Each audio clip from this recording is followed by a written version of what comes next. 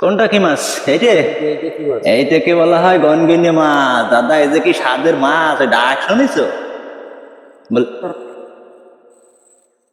পরে দর করে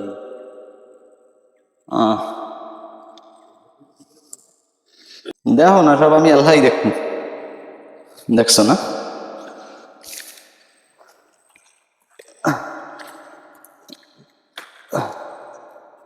বাবারে বাবা, এটা বেসখানা বললা।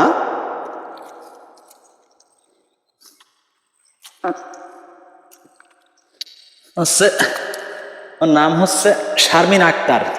ওই যে আমাকে ভয়লা কয় না, তার নাম হচ্ছে শারমিন আক্তার, বুঝছো? আমি তো কি হারিয়েছি, আমি একদিন তো ওই আমার বান্ধবী হয়, সিমরি বান্ধবী, হ্যাঁ, ওই কথাবার্তা শুনি আমি কিন্তু একদিন সত্যি সত্যি ফয়লায় চলে গেছি, যে যাবো একটু সুইমিং পুলে নামবো। ও আল্লাহ, সে যাইয়ে দেয় কি সুইমিং পুল নেই। ওই আমার বান্ধবীটা যে একটু সুইমিং পুলের নাম নিছে, অমনি বিটারা এসে সেই সুইমিং পুলটা বইরে কি সুন্দর রাস্তা বানাই দিছে। এই বিটাকে কোনো কাকডুক জ্ঞান আছে? আমি শখ করে গেছি আমি একটু সুইমিং পুলে নামবো, বিটারা যা এলো তা কইয়া সারতে পারি না।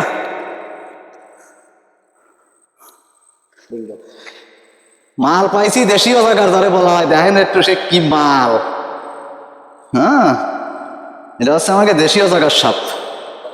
হ্যাঁ, আরে বাবা রে বাবা, আরে দুর্বল মনে হয়েছ জালের ভিতরে ভাই, তুমি দুর্বল পাইছো রে, তাই না? জালের ভিতরে যাও, এরপরে দেখা যাচ্ছে বেচক্ষানা দেশি গল্লা, সে প্রায় 250-300 গ্রাম ওজন হয়ে যাবে না, আলহামদুলিল্লাহ।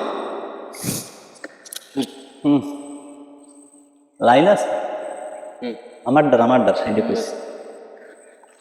আরে গল্লা, ওই জায়গা পাইলাম একটা বেচক্ষান গল্লা, আর এখানে পাচ্ছি একটা ছোট গল্লা, আর অল্প কয়টা চিংড়ি মাছ।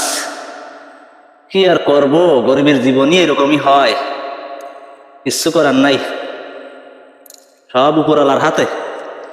যখন মন চাবে না তখন দেবে না, মন চাবে না দেবে না।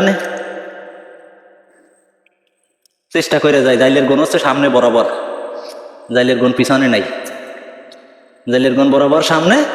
তাই প্রত্যেকটা জাইলে লাখ লাখ টাকা দিনা।